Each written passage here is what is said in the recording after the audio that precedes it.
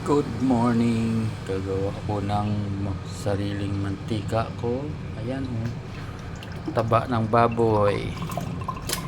Gagawin kong mantika. Ayan.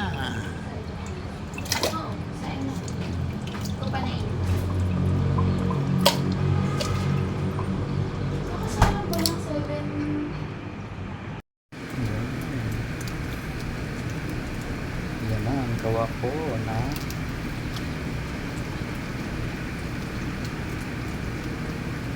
mantika ng baboy.